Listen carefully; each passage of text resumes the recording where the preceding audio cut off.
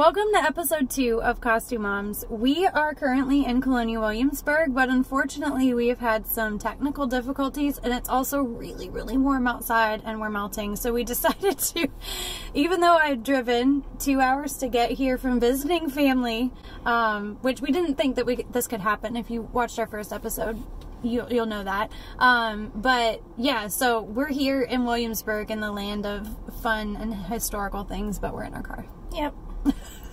After having our baby, the lockdown actually happened really quickly. Yeah. So very few family members have gotten to meet my 4-month-old, who's now 4 months old. So yeah, Emma is hanging out with my husband and his dad, and they've been social distancing even like more strictly than we have. So they're there, and I decided that since we were only 2 hours away, my family was only 2 hours away from Kate, that we would come down and do our first couple episodes together, which has been lovely. And we've laughed so much, and now I've got like solid crow's feet just from today. So we hope that you guys enjoy it, and we hope you'll tune in the future. Also, be sure as you watch this video, comment, let us know, not tweet us because I'm not on Twitter. I'm not either. But let us know all of your thoughts and whatever. We really want to hear from you, because we want this to be a video podcast series that really involves you guys. We want it to be more of a conversation with you guys, not just a conversation with us, because we could talk forever. And we usually do. Yeah, we do. We talk a lot. For now, we're doing okay. I'm not sweating. No, I'm good now. Yeah, there's no smell-o-vision through YouTube, so I think you guys are okay. Probably fine. But yeah, alright, so in the last episode we talked about how we were doing, and we're filming this the same day, so there's no point in talking about that right now. So we'll do the whip report. If you guys are makers, you're probably familiar with the term whip. WIP, it stands for work in progress. And since we're costumers, since we're makers, I figure this is probably a really good way of keeping ourselves accountable and also letting you guys know what we're working on, what we're struggling with, and whatnot. So, do you want to start, or do you want me to? I'll start. Okay. Right now I'm finishing up a shift reconstruction from the 1770s. Ooh, I didn't know this. Yes, it's nearly done. It's been taking a really long time because my wrist has been acting up. And it's going pretty well. I'm just felling the insides now. And after that, I'm making more underwear. So much underwear. That's fun. I'm excited though, because I'm going to be doing things from as early as 1490 all the way through to, I think the latest one is 1910. I've got a bunch of different projects in there, lots of roughly lacy Edwardian drawers. I get to go through anywhere other than 18th century for a little while. Yeah, that's cool. Yeah, I know nothing. Well, I shouldn't say I know nothing. I know very little about anything outside like 1750 to, I'd say, 1920. That's really my general scope. I know it's pretty narrow in the whole term of like the world costume history, but yeah, you'll have to show me pictures because I really want to see these. I've made one of these before, and it was really fun, and I've learned a lot about the period just from starting with the underwear. That's kind of cool. Yeah. Huh. So are you using similar fabrics for this, or? I'm using linen for the Italian Renaissance shifts. Okay. Always linen. Well, yes. Linen is great. Linen is great, except I'm having a really hard time finding decent linen lately. It's really hard. And like, so if any of you guys are in the United States, you probably understand how the fabric market is so small. Nothing is made in the US now, and everything is imported. So not only is there the added fact of, you know, it's harder to get just because of proximity. Like when I was in New Zealand, there was so much more. I was only in New Zealand for a little bit. I didn't stay there for long. It was like 3 weeks that my husband and I were there. But we realized that, like, because they are in close proximity to the places that are making it, they have a lot of really cool stuff that they're able to get. And that's, so my silk iCat sack dress, yeah, the chine gown, yeah, I found that fabric with Leimomi of Scroop Pattern. She's also the Dreamstress. If you search thedreamstress.com, you can find that. But she and I were going fabric shopping while we were there, and it's absolutely amazing. So she has a length of it. I can't wait to see what she makes with it herself. But yeah, they have so much more access to things, and we don't. And now we even have, I don't know if they're still going on, and they probably are, the tariffs on all of the things coming from China, and that's a huge manufacturer of fabric. So what does that mean? Fabric is more expensive and it's much harder to find. So yeah, linen is definitely up there with the things that are hard to deal. I'm kind of a linen snob though. Like, yeah, well, it's a problem. It's a historical costumer thing. I feel like a lot of the historically, accurate people, well, not historically accurate, the very historically purposeful people. Yeah. They're the ones that are more of the linen slob. Turn off. Oh, okay. We are now without air conditioning.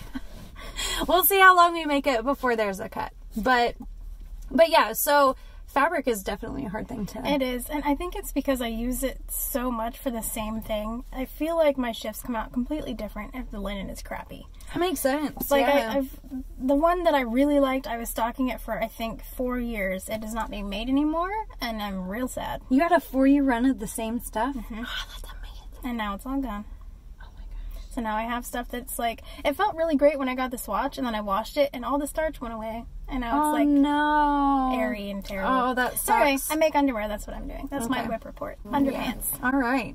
So my whip report is that I am not making costumes. I am making costume related things. So for me, because I've got, 2 really small children, it's been very different in figuring out how I can continue the hobby.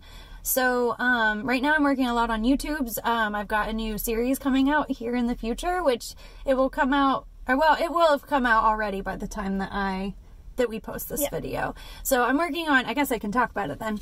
I'm doing a series called So Healthy, or there might be another term for it, or title, not term.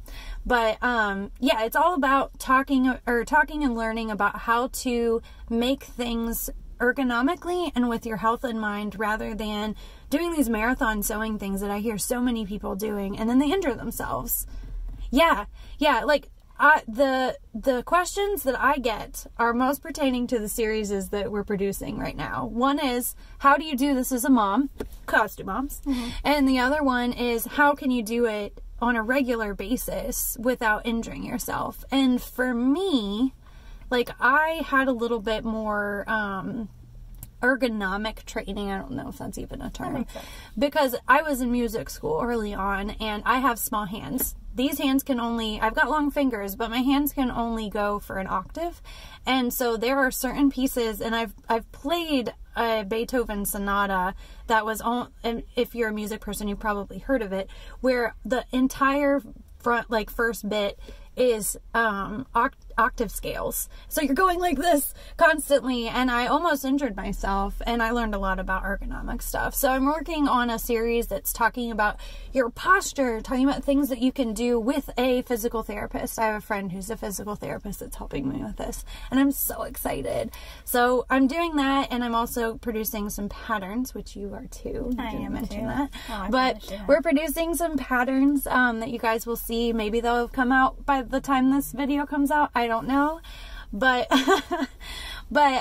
anyway, yeah, so my whip report is less costume-y and more costume related. So yeah, it's not that interesting, but I'm an excitable person. I'm excited about the health thing. My wrist is constantly giving me issues, and I want you to fix it. Oh, okay. Well, I won't be able to help you fix it, but I'll help you be able to diagnose and maybe deal with it. I know what it is. Well, you know what? The doctor said is just quit sewing. So I'm not going to do that. He said you can have surgery or you can quit. Yeah, I know that that's a lot of recommendations. Mm-hmm. So yeah, hopefully it'll be helpful, but that's what I'm up to. So, cool. All right, do you think we should get into the topic? Yes. Okay. First, we're going to take a break. Because it's hot as heck. Because it's hot. Okay, so today's topic is specifically costuming kids and how hard it is to costume and how adorable they are to costume, because holy cow. Especially in historical costumes. Yeah, if you have ever gone to a historical event, or even Williamsburg, and you've walked around in costume yourself, people come up to you and they ask you, where's the bathroom, or, can I take your picture? If you have a child with you, it's like 3 times as much. I brought my daughter here a couple of times in costume, and it is just constant hounding. Which is, I appreciate that. She's cute as heck. you know? And she's a ham, so it works out really well. She's like, and it works great. But they're just so freaking cute. So both of us costume our children, and there are definitely a lot of like trials and hard things of just costuming small bodies that are very, very different from doing it for ourselves or even other people when you're making costumes for adults. Yeah, but for me, I really go out of my way to make our own Halloween costumes. So even this year, like, we did an Ariel cosplay type of thing. So I was Ursula because I was pregnant at the time, and it made sense to have, like, you know, the billowy tentacles and whatnot. And my hair was short too, so I was able to, like, hoist it up and make it into this really cool thing. But my husband was Triton, so we were enemies, and our daughter was Ariel, and it was really pretty cute. And she had the biggest wig ever. I got her a kid wig from Joann's. Oh yeah. And then I teased it out, and so it like totally enveloped her. That's amazing. So amazing. I remember seeing pictures of this. It was so cute. But yeah, so I try and costume all the time if I can, and especially with her, it's getting really bright all of a sudden. We're very yellow. So for you, you started out your whole costuming journey with your daughter.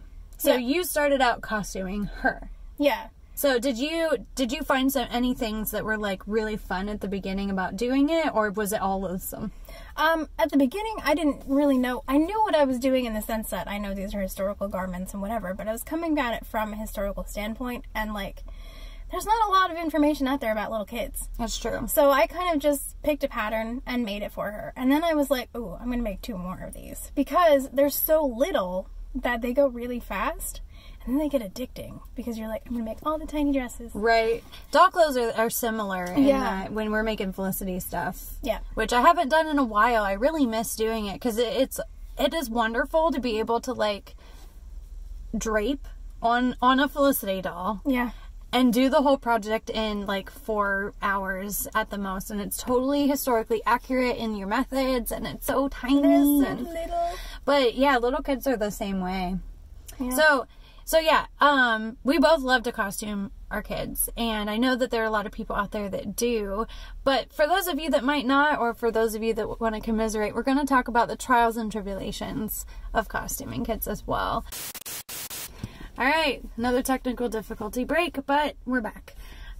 Yeah, so one of the things that we found with having kids and trying to costume them in historically accurate ways is that there is really a lack of published scholarship, and that's easy to access for those of us that are in academia. So we are on a mission, the 2 of us, with our own, historical businesses, on how to, make your kids look right, how to find the patterns that look right. So I'm currently working on a Regency frock for babies that actually grows with them, which is very historically accurate, and making sure that the garment fits them for a long time. So that's the current thing that's on my docket for that. But yeah, and she's got some things coming up too through the pipeline, so keep an eye on our things. We'll talk about them later. But yeah, so it's definitely really difficult. And the other thing that's hard is they grow out of things so fast, so quickly. It's so annoying. It's sad. I mean, I know that you had an instance of that recently. Oh my gosh. So I made a gown for my daughter, and I thought I was being really smart, so I made lots of extra room in the hem. And then she decided to hulk out at the shoulders, and her arms don't go into the arm size anymore. And like, you can't fix that unless you plan ahead and put a lot of extra room under the arm, which in the most recent gown I did. So now she can grow however she wants, and that gown will fit her until she's 12. Yeah. Or else. Yeah, so it's hard sometimes to figure out like where to, unless you've been around and done costuming for a long time. If it's not built into the garment, it's really hard sometimes to figure out where can I put that extra ease, where can I put those little cheaty spots that can grow with them. So tucks are one nice way of doing that in the hem, which are also decorative. And the other way is to actually have extra seam allowance, so later you can take the gown apart and remake it back together to fit them in their new you know. The way I did it was I put a lot of seam allowance in the side seam, which originally the gown pattern doesn't have a side seam. The way I draped it doesn't need a side seam. I put one in there just so I can make seam allowance there. So all I have to do is take the sleeves off, open up the seam, and then put the sleeves back on. And it's not going to be more than a couple of hours. Yeah, so like I know with us, you know, we've been around the costuming world for a little bit, so we understand some of those things. Yeah. And in the future, we're going to have some more costume hacks, costume videos regarding making your kids' clothing a little bit more growing friendly. Yeah. Because it is really hard. It's so frustrating. You know, you spend all this time researching, you spend all this time making the thing, and then they wear it for a season. And I know a lot of people don't hand sew their own kids' stuff because it goes so fast. It goes so quickly. Well, they only wear it for a little bit. Yeah, hand sewing doesn't go quickly. Yeah, I mean, it requires a lot of patience. It does. And by the time you get good, you've spent a lot of time, or won't get good. By the time that you get fast at hand sewing, you've spent so many hours doing it that most people just don't have that opportunity. Yeah, you know, to practice that much. So that's true. So yeah, the other thing that is funny about costuming kids is they're so wiggly. It's really hard to fit. Oh my gosh. Yeah, I just draped a gown on my daughter, and I love draping on adults because they hold still and, you know, they do what you need them to do. My daughter, if I put any pressure on her trying to hold the fabric up to her body, she's just like, you know, what are those things called when you're kids? Weeble wobbles. That's exactly. It's like trying to pattern on a weeble wobble little doll person. And she's not even trying to make it difficult. She just doesn't have the body weight to like hold herself to keep it. Oh man, yeah. I haven't started, so I'm going to be making an itty bitty sack gown for my daughter. I was going to start it in May, but guess what? Hasn't happened yet. I just have the stays made, but even in just making the stays, even doing the fitting toile mock-up for the stays, it was really difficult because she's so wiggly, and I usually use safety pins for fitting, even if it's a historically accurate thing, because I know that when they try and wiggle out of it, they're not going to get poked. But trying to get those safety pins in and fastening them before the child moves, right? Oh my goodness, it's so frustrating. And you know, Emma's only, you know, she just turned 3, yeah. So I'm sure it will get maybe a little bit easier, but probably not much. You know? Not until they're basically teenagers. Yeah. And then at that point, they're not going to want to do it anyway. True, yeah. Unless they do, which is great. But I doubt it. Yeah. Yeah, draping on adult humans are, it's a little bit easier just because they don't have the weird, like, what's going on dialogue happening in their brain. My daughter likes to ask lots of questions. So if I put a pin here, what's that for? What is this, Mommy? Why is this? My daughter doesn't do that because I put an iPad right out of my sight line. And she just watches like Magic School Bus or something while I'm draping her. So she doesn't care what I'm doing. Okay. Like I just move her around like a doll and she's just like, okay, cool. I might have to try that in the future. I mean, put something educational on if it makes you feel better. Honestly, that would be helpful for adults. It would. To have some sort of video in front of them. One of the things, this is just costuming related, not costuming parents, but so when you're doing a fitting on a person, a lot of times they want to look at what you're doing, but what happens is that affects the shape. Yeah, if you're just like... So if you have them with their arms out, which I don't mean to like hit you, but anyway, if they have their arms out and they're trying to look at the armpit because that's where you're pinning, that moves and creates a lot of issues with your seams. So like with adults, honestly, the iPad might be a great way of like sticking that sucker up there and being like, do not look away from this. You look at the screen and you look at it good. Look at it good. Okay. All right. Technical difficulty break number 2? Yes. So we had to adjust where things were in the car so it's not overheating my phone. And we also don't look like we're on fire so much anymore. Yeah, now your hair looks like it is okay. It doesn't look like it's, well, it kind of looks like it's on fire. It's a fun color though. I really like it. So what are we talking about? So one of the fun things about doing historical costuming with your kids is that you can kind of force them or coerce them into doing fun stuff. So, poor choice of words, but it's more or less true. So anyway, you are working on a really fun project with your daughter. And I'm jealous because I cannot wait until I get to this point with my kids. So I'm doing a project. We're making the dresses from Felicity's collection in a historically accurate way. And if you don't know who Felicity is, she's a little girl, about 9 or 10 years old, in the mid-1770s, living here in Colonial Williamsburg. And she's in a series of books from American Girl. And so what we're trying to do is recreate the dresses from those books in the most historically appropriate way that we can.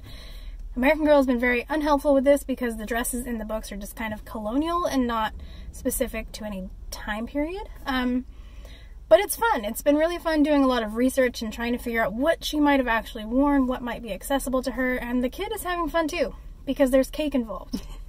So I'm never going to force my daughter to do any costuming stuff because it's a lot of extra work for me, but also when I try to take pictures and if she's not into it, she's just going to be like, meh. That's true. I've heard a lot of kids that were forced to do reenacting. It's kind of like piano.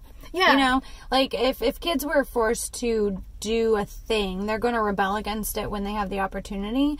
So it's great that you're not, you know, being mean and forcing her to do it. And the whole thing, it was kind of her idea in the first place. We read the books together, and she's just like, hey, I'd be cool if you made me that dress. Oh, it's so And so adorable. I was like, actually, I'd like to make all of them. And she's just like, okay. Right. So I don't force her, and then I always make sure that she feels like she's getting something out of it other than just a pretty dress. So like for the Felicity one that we did first, we did Happy Birthday Felicity. There's a cake on the book cover.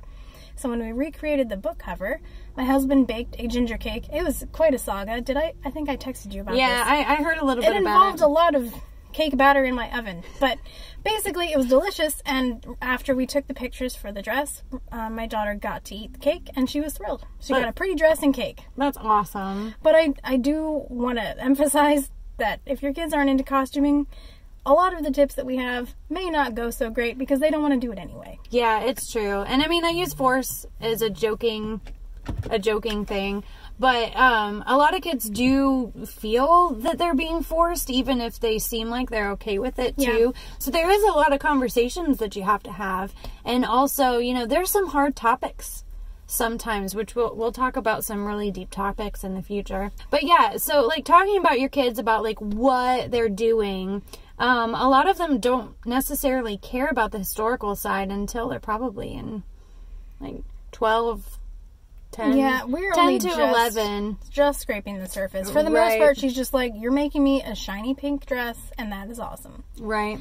Right now, she knows a little bit about Felicity's history and about the 18th century, but it's not really the focus right now. Right now, she's just like cake and pretty dresses.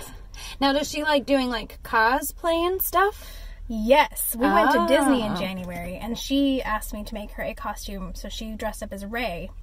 And it was such an amazing, I'm gonna go on a tangent here for a second, because it was basically the best day of this child's life.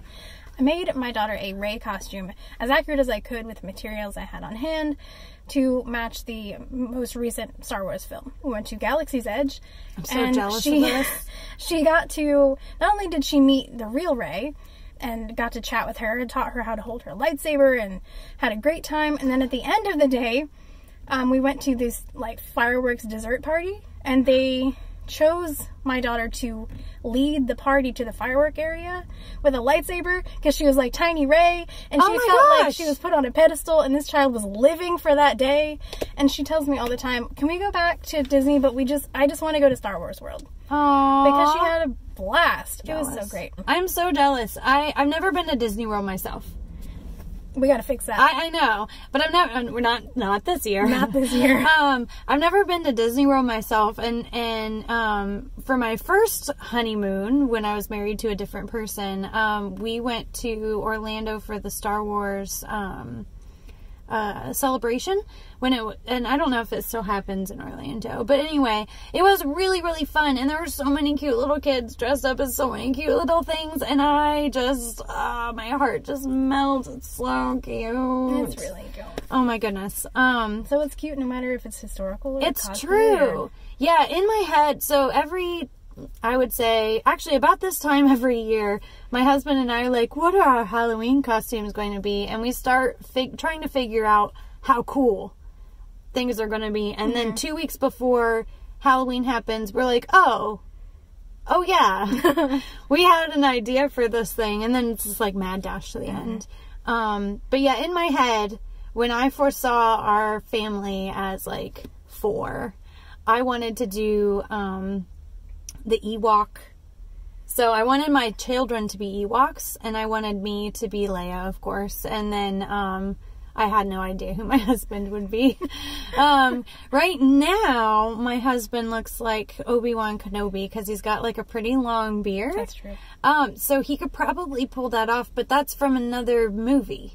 Oh, no, wait. No. That's from the old trilogy. He would just have to be Ghost Obi-Wan. You can make it all in blue. That's such a good idea. But yeah, so like, I would love to make Ewok costumes. That's a lot of fur. It is. I get so excited about kids in costume. I mean, you could probably tell from all of us talking about it. Yeah. But yeah, we want to hear what you guys are doing with your kids. We want to hear what, fun little costumes, family costumes, cosplay, historical stuff. We especially love historical stuff, but yeah, I'm excited to see, what everybody does. Yeah. And tells us all about. So, do you think we should wrap up? We should wrap it up. Okay. We really hope that you enjoyed watching us go on our tangents and rambles and whatnot, and getting blown out by the sun while we're here in the car. Yeah, so we hope that you will comment, like, subscribe, check us out. If you want to check Kate out, how can they find you? Willoughby and Rose on all the social media. Instagram, Facebook, YouTube, it's all the same. Willoughby and Rose. And do it. Mine is at Lady of the Wilderness. I've got a blog on WordPress. If you search Lady of the Wilderness, I almost guarantee it's the only thing that comes up. So yeah, check us out, subscribe. Make sure that you also go to, is it Costube Guide? Costume Guide on Instagram. Costume Guide. I can't say it right, but it's a thing. And we'll link it down below. Yeah, we'll link it down below, because if you want to be in the know about any sort of costuming related video, a lot of us have gotten together and are putting our things on a calendar. And the Costume Guide resource is really just to sound that out and let people know what's coming up. So you'll see whose page or whose channel that it'll be posted on. And yeah, we want to hear from you. We are really thankful that you haven't tuned us off yet and that you've made it to this point. So yeah, we hope to see you next time. So see you later. You ready to see you later? Bye. Bye. Are you done, sir?